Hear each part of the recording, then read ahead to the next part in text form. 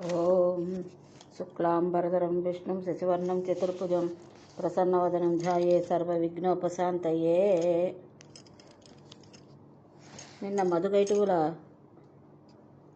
ఎలా సంహరించాడో విష్ణుమూర్తి గురించి చెప్పుకున్నాం. ఇప్పుడు సుఖమహర్షి జన్మ వృత్తాంతం. సుఖమహర్షి అంటే ఎవరు? వ్యాసుని కుమారుడు అన్నమాట. మేరుపర్వత శిఖరం మీద వ్యాసుడు తపస్సు చేసి కూర్చున్నాడని చెప్పాను కదా. పుత్రుడు కావాలని కోరుతూ ఘోర తపస్సు చేశాడు. నారదుడు ఉపదేశించినటువంటి ఏకాక్షరి వాగ్బీజ మంత్రాన్ని మహాదేవుణ్ణి ధ్యానిస్తూ తపస్సు సాగించాడు వ్యాసుడు. తేజస్సులో అగ్ని, భూమి, వాయువు, అంతరిక్షాల్లో సాటి వచ్చే పుత్రుడు కావాలని అతడి ఆకాంక్ష మేరు శిఖరం మీద అద్భుతమైన కన్నికారవాసంతో దేవతలు, మునులు విహరించే చోట, బ్రహ్మ విధులు సంచరించే పవిత్ర ప్రదేశంలోనూ మనోహర సుకుమార సంగీత ధ్వనుల మధ్య వ్యాసుడి తపస్సు నిరాటంకంగా మహోగ్రంగా సాగింది. ఆ తేజస్సు విశ్వమంతటా వ్యాపించింది. వ్యాసుడి జటలు రాగి రంగులోకి మారిపోయాయి. ఇంద్రుడికి భయం పట్టుకుంది. అది గమనించిన రుద్రుడు బతిమాలాడు. ఇంద్ర, తపస్సుల పట్ల ఈర్ష పనికిరాదు. నన్ను శక్తియుతుడిగా ఎరిగిన వారు నా అనుగ్రహం కోసమే ఇలా తపస్సు చేస్తారు. వీరు ఎవరికి ఏ అహిత్యాన్ని కోరరు. రుద్రుడి మాటలతో దేవేంద్రుడు కుదుటపడ్డాడు. అయితే వ్యాసుడు ఎందుకు తపస్సు చేస్తున్నట్టో అన్నాడు. పుత్రాదే తపస్సు చేస్తున్నాడు. 100 ఏళ్ళు పూర్తయింది. అతడికి శుభప్రదమైన పుత్రుడిని ఇవ్వబోతున్నాను అంటూనే శివుడు వ్యాసుడి ముందు ప్రత్యక్షమయ్యాడు. వ్యాస మహర్షి, ఉత్తిష్ట, నీకు పుత్రులు కలుగుతాడు. అతడు తేజస్వి, జ్ఞాని, కీర్తికరుడు, అఖిల జనప్రియుడు అవుతాడు. సాత్విక గుణ సంపన్నుడై అందరి మన్నలను పొందుతాడు. మహాదేవుడిచ్చిన వరానికి వ్యాసుడు సంతృప్తి చెందాడు. తపస్సు ముగించి ఆశ్రమంలోకి చేరుకున్నాడు. ఒకవైపు శ్రమ, మరొక వైపు ఆశ్రమంలో యాగాగ్నికి సిద్ధం చేసుకోవాలనే కంగారు. మదించి అగ్నిని రగులుకొల్పాలి. అందుకని ఎక్కడో దాచిపెట్టినటువంటి ఆరన్ని బయటికి తీశాడు. కాష్టంతో మదిస్తున్నాడు. చిత్తంతో పుత్రవాంఛ మెదులుతోంది. మనసులో ఆరణ సంయోగంతో మంతనంలో అగ్ని పుడుతోంది. మరి ఇలా నాకు పుత్రుడు ఎలా జన్మిస్తాడు? పుత్రారిని అని అనిపించుకోవడానికి స్త్రీ నాకు లేదు కదా. పోనీ అంటే రూపయవ్వన సంపన్నులైన తరుణిని తెచ్చి పెట్టుకుని పాదాలకు సంకెళ్ళు వేసుకోగలన? వంశం నిలబడుతుంది, సౌఖ్యం అందిస్తుంది, సేవలు చేస్తుంది. ఇవన్నీ నిజమే. కానీ స్వేచ్ఛా స్వాతంత్రాలకు మాత్రం తరుణిని ప్రతిబంధకమే. శివుడంతటి వాడికే తప్పలేదు. నిరంతర కామినీపాస బద్ధుడు. నేననగా ఎంత? అయినా ఇప్పటికిప్పుడు గృహస్థాశ్రమం అంటే నాకు ఎలా వస్తుంది? ఆరని ముందు కూర్చుని మంతానంతో మదిస్తూ వ్యాసుడు ఇలా దిగులు పడుతూ ఉన్నాడు. సరిగ్గా అదే సమయానికి ఘృతాచి అనే అప్సరస ఎవరో పంపినట్టు ఆశ్రమం వైపు వచ్చింది. కదలిక మర్చిపోయిన మెరుపుతీగల ఆకాశంలో దగ్గరగా నించింది. విలాసంగా క్రీగంటి చూపులతో గిలిగింతలు పెట్టింది. వ్యాసుడి మనస్సులో కదలికలు మొదలయ్యాయి. పెద్ద సంకటం వచ్చి పడిందే. నేనేం చేయను? ఒకవైపు ఆశ్రమధర్మం, మరొక వైపు మన్మథభావ విజృంభణ. నన్ను పల్టీలు కొట్టించడానికే ఇది ఇటు వచ్చింది. అంగీకరించిన పూర్తిగా 100 ఏళ్ళు కఠిన నియమాలతో ఘోర తపస్సు చేసి చివరికి ఇలా లొంగిపోయాడని మహాతాపస్సులు పరిహరించరు. అంతటి మహాతపస్వి ఒక అప్సరస్సును చూసి చటుక్కుని ఇలా వివసుడైపోయాని కళ్ళు చిట్లించరు. పోనీ నింద వస్తే వచ్చింది. గృహస్థాశ్రమం సుఖం ముందు ఇది ఏ పాడిది గనక వ్రతం చెడినా ఫలం దక్కాలి అని అన్నారు. నా పుత్రవాంఛ తీరడం ముఖ్యం కదా. అది స్వర్గాన్ని ఇస్తుందని, మోక్షాన్ని ఇస్తుందని జ్ఞానులు చెప్పారు కదా. అయితే ఈ అప్సరస్సు వల్ల అది ఏమైనా నెరవేరుతుందా ఏమో? నాకైతే సందేహమే. వెనకటికి నారదుడు చెప్పిన కథలోలాగా అవుతుందేమో. ఈ ఊర్వశి పురూరవుణ్ణి దగా చేసినట్టు ఇది చెయ్యదని నమ్మకం ఏంటి? ఇలా రకరకాల సందేహాలతో, సంకల్ప వికల్పాలతో వ్యాసుడితో అంతర్మదనం సాగుతోంది అని చెప్పి సూతుడు గుక్క తిప్పుకోకుండా చెబుతూ మధ్యలో ఆగాడు. అంతే. మరొక మహాముని అడ్డు తగిలాడు. సూత మహర్షి, ఆ పురూరవ మహారాజు ఎవరు? ఊర్వశి అన్నావు కదా. ఆవిడెవరు? ఏం చేసింది? రాజుకి వచ్చిన కష్టం ఏమిటి? ఇదేదో చాలా ఆసక్తికరంగా ఉందే. ఈ కథనాన్ని పూర్తిగా రసవంతంగా చెప్పు. నువ్వు అసలే రోమహర్షుని కొడుకువాయే. మా తనువులు పులకించేటట్లు రక్తి కట్టించడం మహానుభావ. మాటల్లో అమృతాన్ని మించిన రుచి ఉంది. అసలైన అమృతాన్ని అమరులు సేవించి తృప్తి చెందారు, కానీ నీ వాక్ అమృతాన్ని ఎంత సేవించినా మాకు మాత్రం తనివి తీరటం లేదు. ఈ మాటలతో ముందుగా సూతుడికి తనువు పులకించింది. ఉత్సాహం ఉరకలు వేసింది. రసవత్తంగా చెబుతాను, విని ఆనందించండి అంటూ ప్రారంభించాడు. తారా శశాంక వృత్తాంతం వస్తుంది ఇప్పుడు. ముల్లారా, బృహస్పతికి తార అనే ఒక ప్రియమైన భార్య ఉంది. ఆవిడ చాలా ప్రసిద్ధురాలు, వినే ఉంటారు. మంచి రూపవతి, యవ్వనవతి, నిరంతరం మదవిహ్వలాంగి. ఆవిడ ఒకనాడు ఏదో యజ్ఞం చేస్తున్నాడంటే చూడ్డానికని చంద్రుడి ఇంటికి వెళ్ళింది. అక్కడ చూశాడు ఈ చంద్రముఖిని. ఆ చంద్రుడు చూస్తూనే కామాతురుడయ్యాడు. చంద్రుని చూసి ఆవిడ కూడా ఇంతకన్నా మదన పీడితురాలయ్యింది. పరస్పరం ప్రేమ అంకురించింది. తార తన ఇల్లు మరిచిపోయింది, అక్కడే ఉండిపోయింది. ఇద్దరూ మన్మథ క్రీడల్లో మునిగి తేలుతున్నారు. రోజులు క్షణాలు గడిచిపోతున్నాయి. ఇక బృహస్పతి దుఃఖానికి అంతే లేదు. తారని ఇంటికి తెచ్చుకోవడం ఎలాగో తెలియక చాలా కాలం మదనపడ్డాడు.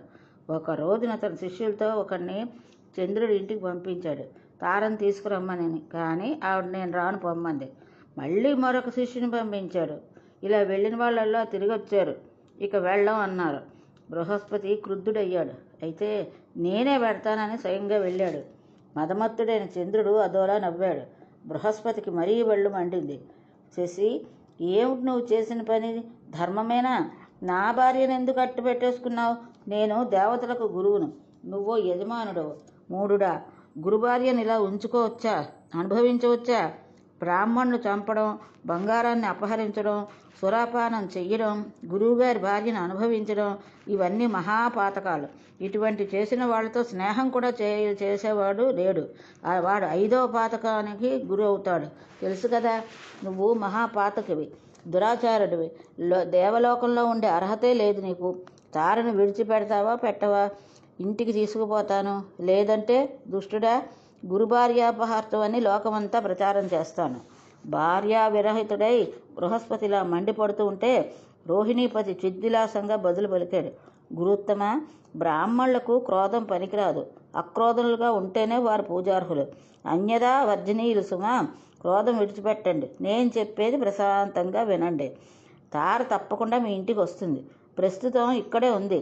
తానే కోరి ఉంది, గమనించండి. సుఖపడుతోంది. కొంతకాలం ఉండనివ్వండి. మీకేమిటి లోటు? తర్వాత తానే వస్తుంది మీ ఇంటికి. వెనకటికి ధర్మశాస్త్ర విషయం ఒకటి మీరే చెప్పారు కదా, నా స్త్రీ దుష్యతి చారేణ నా విప్రో వేదకర్మణ. విప్రుడు చేసిన పాపం వేదవిహిత ప్రాయశ్చిత్తంతో పోతుందని, స్త్రీకి పరమపురుష సంగమ దోషం ఋతుస్రావంతో అంతరిస్తుంది అని ఊహించిన జవాబుకి బృహస్పతి తల తిరిగింది. గిరుక్కును వెనక్కి తిరిగాడు. దుఃఖిస్తూ ఇల్లు చేరాడు. కొన్ని రోజులు గడిచాయి. ఊరుకోవడానిక మనసు ఒప్పలేదు. మళ్ళీ వెళ్ళాడు. ఈసారి ద్వారపాలకులు అడ్డుకున్నారు. లోపలికి వెళ్ళనివ్వలేదు. బృహస్పతి అక్కడే అలా చాలాసేపు నిలబడిపోయాడు. చంద్రుడా బయటికి రాలేదు. దుష్టుడు గుమ్మం తొక్కకూడదని వాకెట్టే నిలిచాడు. బృహస్పతికి కోపం వశం తప్పింది. వీడు నాకు శిష్యుడు, నా భార్య వీడికి తల్లితో సమానం. ఇంత అధర్మానికి ఒడిగట్టిన వీడిని శిక్షించి తీరాలి అనుకున్నాడు. వాకిట్లో నిలబడి అరుపులు లంకించుకున్నాడు. బుద్ధిహీనుడా, పాపాత్ముడా, సురాధమా, ఏమీ ఎరగనట్టు కొంపలో పడుకుని హాయిగా నిద్రపోతున్నావా? రా బయటికి. మర్యాదగా నా భార్యను నాకు వెంటనే అప్పగించు, లేదా నిన్నే శపిస్తాను, భస్మం చేస్తాను అంటూ పెడబొబ్బలు పెట్టాడు బృహస్పతి. ఇంకా ఇలాంటివే క్రూరంగా దుర్భాషలాడాడు. లోపల ఎక్కడో ఉన్న చంద్రుడు వినిపించే గబగబా యువతలకు వచ్చాడు. అదే నవ్వు, మళ్ళీ అదే వరుస. బృహస్పతి, ఏమిటి ఎక్కువగా మాట్లాడుతున్నావు? సర్వలక్షణ సంయుత అందాల భరిన తార నీకు భార్య ఏమిటి? నీకు తగిన ఒక కురీపిని అవతనైనా ఏర్పాటు చేసుకో. నీలాంటి బిచ్చగాడి ఇంట్లో ఇలాంటి సుందరీమణి ఉండదు కదా, ఉండకూడదు కూడా. అందగెత్తకు అందగాడి మీద మోజు, అభిలాష, కోరిక ఉంటుంది. అలా తప్ప నీలాంటి కురూపు మీద ఉండదని కామశాస్త్రం కూడా చెప్తోంది. మూర్ఖుడా, తెలుసుకో. నీకు దిక్కుని చోట చెప్పుకో. ఈ కామినీమణిని మాత్రం ఇవ్వనగాక ఇవ్వను. కామాత్తుడివే నువ్వు ఇచ్చే శాపం నన్నేమీ చేయలేదు. పో, నీ ఇష్టం వచ్చింది చేసుకో. చంద్రుడిలా తిరగబడేసరికి బృహస్పతి అవాక్కయ్యాడు. రుసరుసా నడుచుకుంటూ ఇంద్రుడి ఇంటికి వెళ్ళాడు. గురువుగారి బాలకం చూస్తూనే ఏదో జరిగిందని సతీపతి గ్రహించాడు. అర్ఘ్యపాదాదులతో యథావిధంగా మర్యాదలన్నీ జరిపాడు. కుశల ప్రశ్నలు వేశాడు. గురువుత్తమ, దుఃఖితులై కనబడుతున్నారు, కారణం ఏమిటి? ఎవరైనా అవమానించారా? నా రాజ్యంలో నా గురువుకు అవమానం చేసేటంటి వాడు ఎవడున్నాడు? దిక్పాలకులతో సహా నా సైన్యం అంతా మీ చెప్పు చేతల్లో ఉండే కదా. త్రిమూర్తులు కూడా మీ వెంట ఉన్నవారే, మీకు సహాయకులే.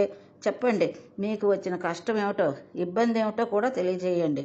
అప్పుడు బృహస్పతి అన్నాడు, దేవేంద్ర, నా భార్య తారను చంద్రుడు అపహరించాడు.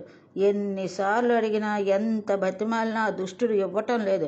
ఏం చేయమంటావు? అవమానము దుఃఖము భరించలేక నిన్నిలా శరణు వేడుతున్నాను. దయచేసి కల్పించుకో, సహాయం చేయండి అన్నాడు. గురువర్య, మీరు ధర్మజ్ఞులు, సువ్రతులు, దుఃఖించకండి. నేను మీ దాసుణ్ణి. సహాయం చేయడం నా విధి. మీ భార్యను మీకు అప్పచెప్పేస్తాను. ఇప్పుడే చంద్రుడి దగ్గరికి దూతను పంపుతాను. అప్పటికీ ఇవ్వనంటే ససైన్యంగా వెళ్ళి యుద్ధం ప్రకటిస్తాను. నా మాట నమ్మండి, కాసింత ఊరడిల్లండి అని బృహస్పతిని ఓదార్చి దేవేంద్రుడు ఆ క్షణంలోనే ఒక సమర్థుడు, విచక్షణుడు అయిన దూతను పిలిచి చంద్రుడి దగ్గరికి పంపించాడు. అతడు వెళ్ళి చంద్రుడితో దేవేంద్రుడి మాటగా ఇలా చెప్పాడు. చంద్ర, నన్ను ఇంద్రుడు పంపించాడు. ఆయన నీకు చెప్పి రమ్మన్నది చెప్తున్నాను విను. నువ్వు ధర్మం తెలిసిన వాడివి, నీతి నియమాలు ఎరిగిన వాడివి. నీ తండ్రి అత్రి ధర్మాత్ముడు. నువ్వు నిజమైన పనులు చేయకూడదు. ఎవరి భార్యను వారు కాపాడుకోవడం లోకరీతి, కర్తవ్యం కూడాను. రీతిని తప్పితే కలహం తప్పదు. నీ భార్యను కాపాడుకోవడంలో నువ్వు ఎలా శ్రద్ధ వహిస్తావో, యత్నపరుడై ఉంటావో, బృహస్పతి కూడా అలాగే కదా. ఆత్మావాత్ సర్వభూతాన్ని అనే మాట గుర్తు చేసుకో. ఒక్కసారి ప్రశాంతంగా ఆలోచించు. దక్ష ప్రజాపతి కూతుళ్ళు 28 మంది నీకు భార్యలుగా ఉన్నారు. చాలలేదా? గురుపత్ని కావాల్సి వచ్చిందా? అంతగా కావాల్సి వస్తే అందచందాలకు, శృంగార విలాసాలకు పెట్టింది పేరైనటువంటి మేనకాది అప్సరసులు ఉన్నారు. స్వేచ్ఛగా అనుభవించు. గురుపత్నిని విడిచిపెట్టు. నీ వంటి వివేకవంతులు, అధికారులు అహంకరించి ఇలా జుగుప్సమైనటువంటి పనులు చేస్తే అజ్ఞులకు అది ఆదర్శమై అనుకరించరు. అప్పుడు సమాజం ఏమైపోతుంది? ధర్మం మంటగలిసిపోదు. అందుచేత చంద్రమా, గురుపత్నిని వెంటనే విడిచిపెట్టు. నీ కారణంగా దేవతలకు కలహం జరగకుండా చూడు. దూత చెప్పిన ఇంద్ర సందేశాన్ని సోముడు శ్రద్ధగానే ఆలకించాడు. కానీ పెడచెవిని పెట్టాడు. కొంచెం కోపవిష్టుడయ్యాడు. ప్రతి సందేశం పంపించాడు. దేవేంద్ర, నువ్వు సర్వజ్ఞుడివి, దేవతలకు స్వయంగా అధిపతివి. నీ పురోహితుడు కూడా అంతటివాడే. మీ ఇద్దరి మధ్య ఒక్కలాగే ఉంది.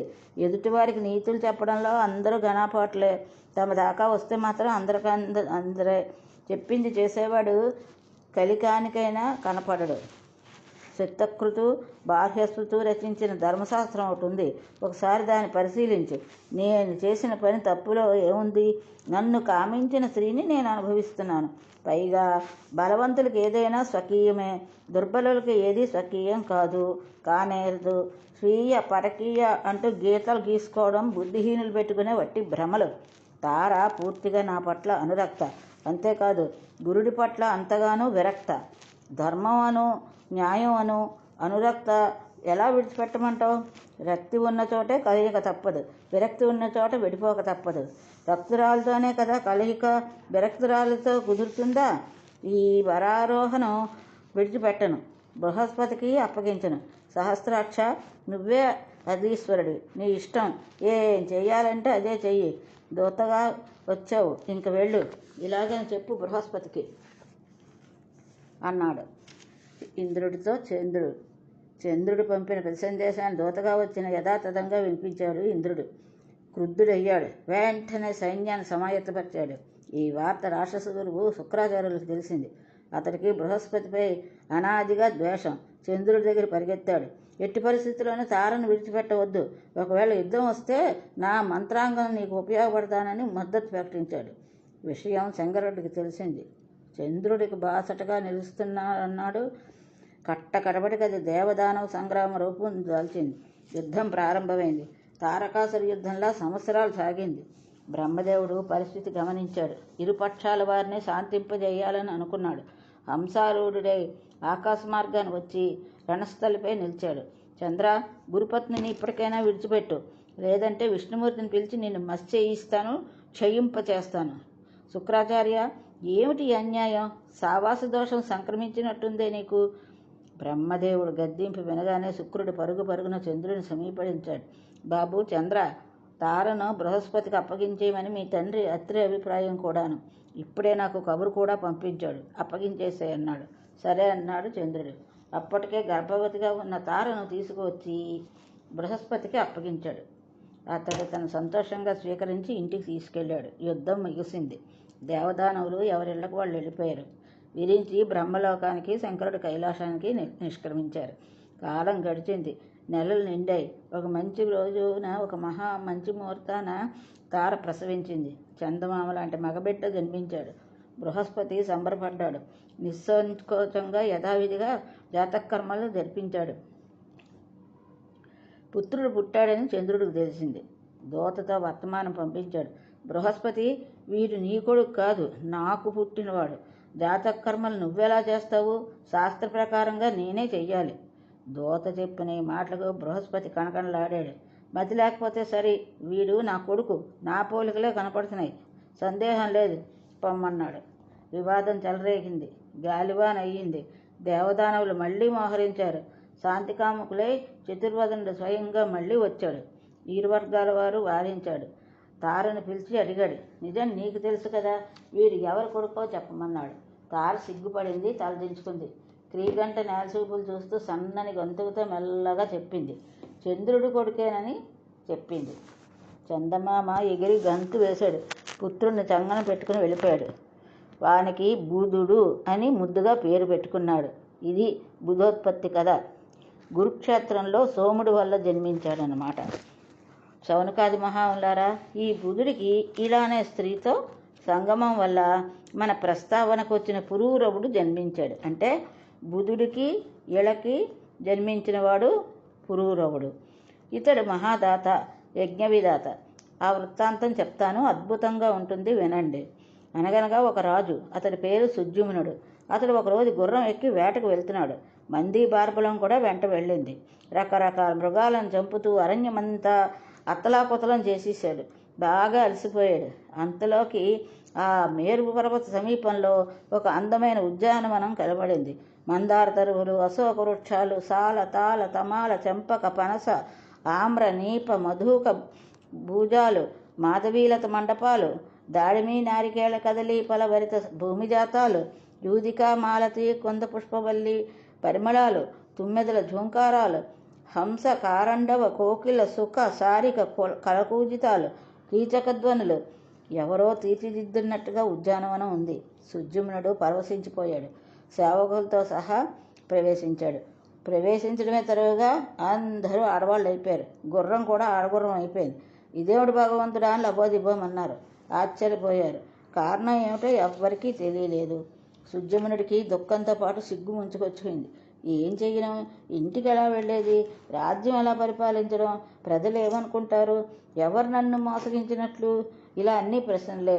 దేనికి సమాధానం లేదు. మదన పడిపోయాడు. సూతుడు ఇలా చెప్తూ ఉంటే శౌనకాది మహామనుషులకు ఆశ్చర్యం అనిపించింది. అదేమిటి, పురుషుడు స్త్రీగా మారిపోవడమా? మగగుర్రం ఆడగుర్రం అయిపోవడమా? చాలా వింతగా ఉందే. సూత మహర్షి, ఇది ఆ ఉద్యాన మహత్యం అంటావా? అందులోకి ప్రవేశించి ఆ మహారాజు అసలు ఏం చేశాడు? వివరంగా చెప్పు మహానుభావ అన్నారు శౌనకాదులు. మునిపాంగవులారా, మీ ఊహ నిజమే. అదంతా ఉద్యాన మహత్యమే. అది చెప్తున్నాను, తెలుసుకోండి. ఒకనాడు పరమేశ్వరుని దర్శించడానికి సనక సనందాది మహామునులు ఉద్యానానికి వచ్చారు. వారి తేజస్సుతో చీకట్లు పటాపంచలు అయ్యి ఉన్నాయి. ఆ సమయంలో శంకరుడు పార్వతి కోసం ఏకాంతంగా అనుభవిస్తున్నాడు. కామక్రీడా పరాయణులై ఉన్నారు పార్వతీ పరమేశ్వరులు. పార్వతి వంటి మీద నూలుపోకు కూడా లేదు. సూడిబొడిలో కూర్చుని పరవశిస్తోంది. శనకాదులు చూసి సిగ్గుతో వణికిపోయింది. దిగ్గున లేచి చీర కట్టుకుంది. వణుకు తగ్గలేదు. స్థాణువై నిలబడింది. ఋషులు పొరపాటు గ్రహించారు. వెంటనే నిష్క్రమించారు. నరనారాయణాశ్రమానికి పరుగు తీశారు. శివుడు పార్వతిని ఎంతగానో సముదాయించాడు. ఈ రోజు నుంచి ఏ పురుషుడైనా ఈ వనంలోకి ప్రవేశిస్తే స్త్రీగా మారిపోతాడని శాపం పెట్టాడు. అప్పటి నుంచి తెలిసిన వాళ్ళు ఎవరో ఆ వనంలోకి వెళ్ళరు. సుద్యుమ్నుడి తెలియక స్త్రీగా మారిపోయాడు. అనుచరుల గతి అంతే అయ్యింది. స్త్రీగా మారిపోయిన సుద్యుమ్నుడు ఆ వనం విడిచి యువతలకు వచ్చి అరణ్యంలోనే ఉండిపోయాడు. రాజ్యానికి వెళ్లేందుకు మనసు ఒప్పలేదు. ఇలా అనే పేరుతో అడవిలోనే అలా తిరుగుతున్నాడు. పరిచారం చెలికత్తెలు సేవలు చేస్తున్నారు. ఇలా ఉండగా ఒక రోజున సోముడి కొడుకు బుధుడు యవ్వనవంతుడై అడవికి వేటకు వెళ్ళొచ్చాడు. ఇళను చూశాడు. కన్ను చెదిరింది. మోహితుడయ్యాడు. హావభావాలు ఆకర్షించాయి. ఇళ కూడా అలాగే స్పందించింది. బుధుణ్ణి పతిగా వరించింది. అంటే చంద్రుడికి తారకి పుట్టినవాడు బుధుడు అన్నమాట. బుధుణ్ణి పతిగా వరించింది. గాంధర్వరీతిని వివాహం చేసుకున్నారు. పుత్రుడు కలిగాడు. అతనికి పురూరవ వసుడని నామకరణం చేశారు. ఇలా బుధుడికి పుట్టినవాడు పురూరవ వసుడు. ఇళకు మళ్ళీ దుఃఖం ముంచుకొచ్చింది. ఏమిటి నా బతుకు ఇలా అయిపోయింది. తమ కులగురువు వశిష్ఠుణ్ణి స్మరించింది. ఆయన వచ్చాడు. దుర్దశకు జాలిపడ్డాడు. శంకరుని ప్రార్థించాడు. సుజ్యమునుడి స్త్రీత్వాన్ని తొలగించమని అభ్యర్థించాడు. పూర్వం తాను పెట్టిన శాపానికి భంగం కలగకుండా మధ్య మార్గంగా శివుణ్ణి వరం ప్రసాదించాడు. ఈ సుజ్యమునుడు ఇక నుంచి ఒక నెల పురుషుడిగాను ఒక స్త్రీగాను ఉంటానన్నాడు. ఈ మాత్రానికే సంబరపడ్డ సుజ్యమునుడు పురుషుడిగా మారి రాజ్యానికి వెళ్ళాడు. వశిష్ఠుడి అనుగ్రహంతో పరిపాలన సాగిస్తున్నాడు. స్త్రీ రూపాన్ని పొందిన నెల్లాళ్ళు రాజమందిరం విడిచి బయటకు రాడు. పురుష రూపం నెల్లాళ్ళు పరిపాలన చేస్తున్నాడు. నెలపాటు దర్శనం, నెలపాటు అదర్శనం. ప్రజలకు ఇది నచ్చలేదు. అయినా కాలం గడుస్తోంది. అది ఆగదు కదా. పురూరవుడు యవ్వనంలోకి అడుగుపెట్టాడు. వెంటనే ఇళ్లను రాజ్యంలో ఇలా అంటే సుజ్యమునుడు రాజ్యం అతడికి అప్పగించేసి అడవులకు వెళ్ళిపోయాడు. నారదుడు ఉపదేశించిన నవాక్షర దేవి మహామంత్రాన్ని జపిస్తూ తీవ్రంగా తపస్సు చేశాడు. భవసాగరతారిణి శివాదేవికి అనుగ్రహం కలిగింది. సగుణాకారంలో సింహారూఢుడే ప్రత్యక్షమైంది. వారుని పాన మదమత్తగా ఘూర్ణ మాన నయనాలతో దివ్య రూపంతో భయద మనోహరంగా ఉంది. ఇలాదేవి భక్తి ప్రవృత్తులతో నమస్కరించి జగదంబకను స్తుతించింది. దివ్యం చ తే భగవతి ప్రతితం స్వరూపం దృష్టం మయా సకల లోకహితానురూపం వందే త్వద్భుజం కమలం సురసంగసేవ్యం కామప్రదం జనని చాపి విముక్తిదం చ. జగన్మాత, త్రిమూర్తులు, దిక్పాలకులు, దేవతలు, మహర్షులు, మునీశ్వరులు నిన్నే తెలుసుకోలేక మోహ విభ్రాంతిలో పడిపోతూ ఉంటే ఇంక మానవ మాత్రుల మాట చెప్పాలా? సృష్టిలో కనిపించే ఐశ్వర్యం అంతా నీవే. లక్ష్మీదేవికి విష్ణుమూర్తికి నీ సాత్విక రూపం మాత్రమే తెలుసు. సరస్వతీదేవికి బ్రహ్మకు నీ రాజస రూపం మాత్రమే తెలుసు. పార్వతీదేవికి శివుడికి నీ తామస రూపం మాత్రమే తెలుసు. కానీ నీ నిర్గుణతత్వం ఎవ్వరికీ తెలియదు. అమ్మా, ఇంత మందమతిని నేనెక్కడా? నీ అమేయ ప్రభావం ఎక్కడ? కరుణామయి కనుక ఈ సేవకుని అనుగ్రహించు. లక్ష్మీదేవితో కలిసి మధుసూదనుడు నీ పాదకమలాలను అర్చిస్తూ ఉంటాడు. అశోక వృక్షంలా ఆ పురాణ పురుషుడు నీ పాదతాడనంతో పులకించి పుష్పించాలని కోరుకుంటాడు. సకల దేవసుతుడై నీ భర్త కామారుడై నీ పాదాలపై పడి నమస్కరిస్తే నువ్వు కోపంతో తిరస్కరిస్తూ ఉంటావు.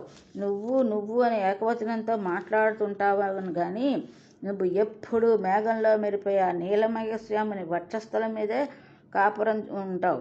అది నీకు విశాలమైన పర్యంకం. ఇందులో వింత ఏముంది? జగదీశ్వరుడే నీకు వాహనమాయే. నువ్వు గనక కోపించి మధువైరిని పరిత్యజిస్తే ఆ శక్తిహీనుడికి నమస్కారం పెట్టేవాడు ఎవడు ఉండడు. లక్ష్మి వైదొలిగితే ఏ పురుషుడైనా పని ఇంతే కదా. లోకంలో చూడటం లేదు, స్వజనమే విడిచిపెట్టేస్తారు. నిజానికి ఈ బ్రహ్మాదులు పురుషులు కారు. నీ పాదాలకు నమస్కరించే యువతులు. నువ్వే వాళ్ళని మగవాళ్ళగా చేసావు. నువ్వే అనంత శక్తివి. ఏమని వర్ణించను, ఎలా వర్ణించను? నువ్వు పురుషుడివా, స్త్రీవా, సగుణవా, నిర్గుణవా, ఏమైనా కానీ నేను మాత్రం నిరంతరం నీ పట్ల భక్తినే కోరుకుంటున్నాను, శరణు వేడుతున్నాను అని అన్నాడు. ఈ స్తోత్రానికి జగదంబ సంతృష్టి అయింది. సుజ్యమునుడికి సాయుధ్యం అనుగ్రహించింది. మునీశ్వరులు కూడా దుర్లభమైనటువంటి ఆ సుస్థిర పరమపదాన్ని ప్రసాదించింది. సౌనకాది మహామంత్రులారా, సుజ్యమునుడు దిగవంతుడయ్యాక పురూరవుడు ప్రజానురంజకంగా రాజ్యం చేశాడు. అతడు అందగాడే కాదు, మంచి గుణవంతుడు కూడా. సర్వధర్మాలు తెలిసి అందరూ మెచ్చుకునేటట్లుగా ప్రతిష్టానం రాజధానిగా పరిపాలన చేశాడు. అతడి మంత్రశక్తి, ప్రభుశక్తి, ఉత్సాహశక్తి అమోఘం. పురూరవుడిది ఉత్తమోత్తమం. చతురోపాయాలు అతడికి ఆధీనాలు. వర్ణాశ్రమ ధర్మాలు కాపాడుతూ భూరి దక్షిణలతో యజ్ఞాలు చేస్తూ అర్ధులకు సంతృప్తిపరుస్తూ సమర్థుడైన పాలకుడుగా, పరమేశ్వరుడుగా, పరాక్రమశాలిగా ముల్లోకాలకు ప్రఖ్యాతి గడించాడు. ఇతగాడి విశేషాలు ఆ నోట ఈ నోట ఊర్వశికి తెలిసాయి. మనసు ముచ్చటపడింది. ఆ బ్రహ్మదేవుడి శాపం కారణంగా భూలోకానికి వచ్చి నివసిస్తున్న ఆ ఊర్వశి పురూరవుణ్ణి భరించింది. అతడు ఆమె రూపయవ్వన సౌందర్యాలకు ముచ్చటపడ్డాడు. పరస్పరం ముచ్చటించుకున్నారు. ఊర్వశి 3 నియమాలు పెట్టింది. అదేంటంటే, 1, నేను నెయ్యి మాత్రమే భక్షిస్తాను, అది తప్ప మరొకటి నాకు పెట్టకూడదు. 2, సంభోగ సమయంలో తప్ప నువ్వు నాకెప్పుడు దిగంబరంగా కనపడకూడదు. 3, నాకు 2 పెంపుడు పొట్టేలు పిల్లలు ఉన్నాయి, వాటిని నువ్వు సంరక్షించాలి, అవి నాకు ప్రాణం అని మాట ఇమ్మంది. తప్పావో నేను వెళ్ళిపోయానన్నమాటే అంది. పురూరవుడు అంగీకరించాడు.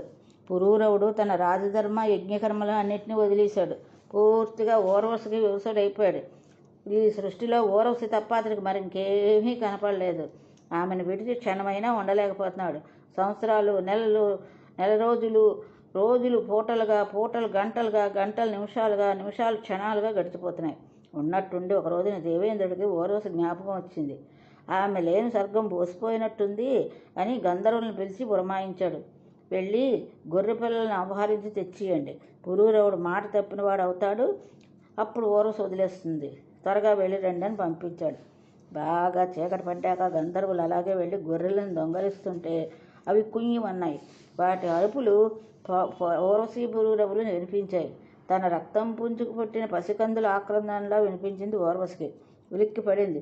రాజా, అదిగో నా గొర్రెపిల్లలు ఎవరో అపహరించిపోతున్నారు. అవి నాకు ప్రాణాలతో సమానం, కన్న బిడ్డల కంటే ఎక్కువ అని చెప్పాను కదా. నువ్వే సంరక్షించాలని అన్నాను కదా. వెళ్ళు, వాటిని కాపాడు. ఆడదానిలాగా ఇంకా ఇలా చూస్తూ కూర్చున్నావేంటి? నువ్వు అసలు మగాడివేనా? అయ్యా, నా రాత, నా నపుంసకుడు దొరికాడు నాకు అంటూ దుయ్యబట్టింది, వెలిపించింది ఊర్వశి. పురూరవుడు ఉన్న పళాన అలా నగ్నంగానే ఆ కారు చీకట్లో బయలుదేరాడు. వెంటనే గంధర్వులు 2 మెరుపులు మెరిపించేశారు. అంతే, అతడు నగ్నంగా కనిపించాడు ఊర్వశికి. ఊర్వశి అక్కడ చూసింది. గంధర్వులు ఆ గొర్రెపిల్లని అల్లంత దూరాన్ని వదిలి వెళ్ళిపోయారు. పురూరవుడు వాటిని తీసుకుని సైన్యమందిరానికి తిరిగి వచ్చాడు. ఇంక ఊర్వశి లేదు. సమయభంగం అయ్యింది కనుక వెళ్ళిపోయింది. పురూరవుడు ఎంతగానో విలపించాడు. అంతటా అన్వేషించాడు. కామమోహితుడై దేశాలు తిరిగాడు. భూగోళం గాలించాడు. ఎట్టకేలకు కురుక్షేత్రంలో ఊర్వశి కనిపించింది. ముఖం విప్పారింది, కన్నులు మెరిశాయి. ప్రియా, ప్రియా, ఆగు ఆగు, నన్ను విడిచిపోవడం చాలా దారుణం. ఏం అపరాధం చేశానని తనువు మనస్సు అన్నీ నీకే ఒక్కతికే సమర్పించానే, నీకే దాసుడిగా మెరిగానే. ఇంత దూరం తీసుకొచ్చావు. ఇటు చూడు, దయచేసి అనుగ్రహించు. నువ్వు కాదంటే ఈ శరీరాన్ని ఇక్కడే వదిలేస్తాను. కాకులు కుక్కలు పొడుచుకుని తింటూ ఉంటే తిన్నే.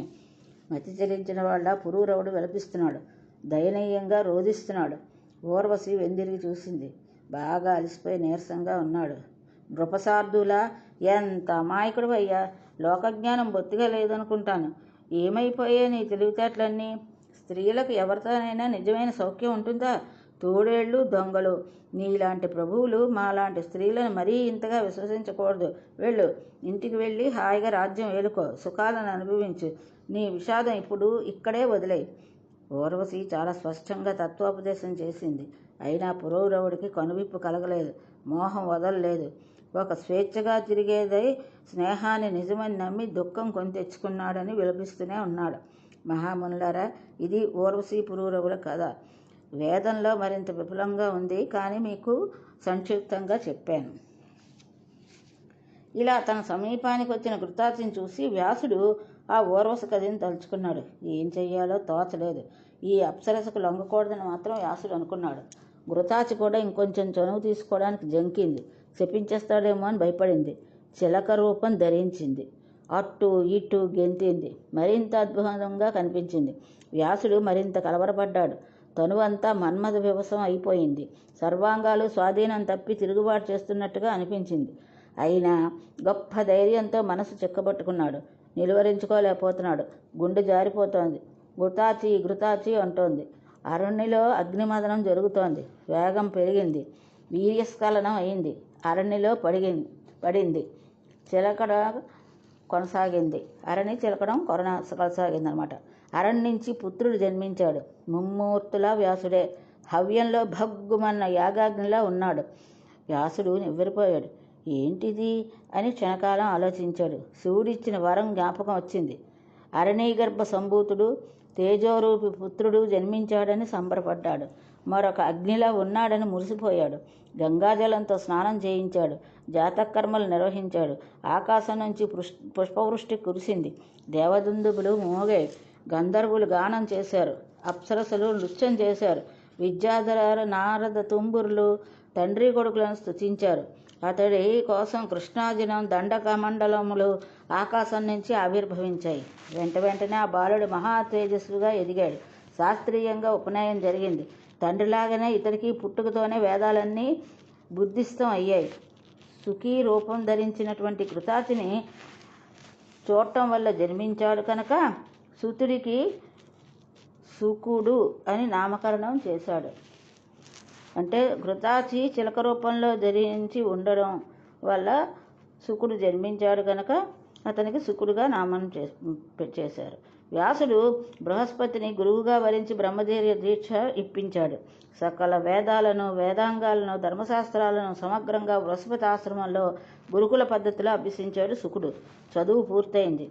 గురుదక్షిణ చెల్లించి తిరిగి వ్యాసాశ్రమానికి వచ్చాడు. సంబరపడిపోతూ తండ్రి ఎదురుగా వెళ్ళి ప్రేమతో కౌగలించుకుని శిరస్సుతో మూర్కొన్నాడు. కుశలం అడిగి, చదువు సంధ్యల విషయం అడిగి మురిసిపోయాడు. అందమైన ఒక మునికన్యను చూసి సుకుడికి వివాహం చెయ్యాలని అనుకున్నాడు. ఇది ఈరోజు భాగవతం. ఇంతటితో స్వస్తి.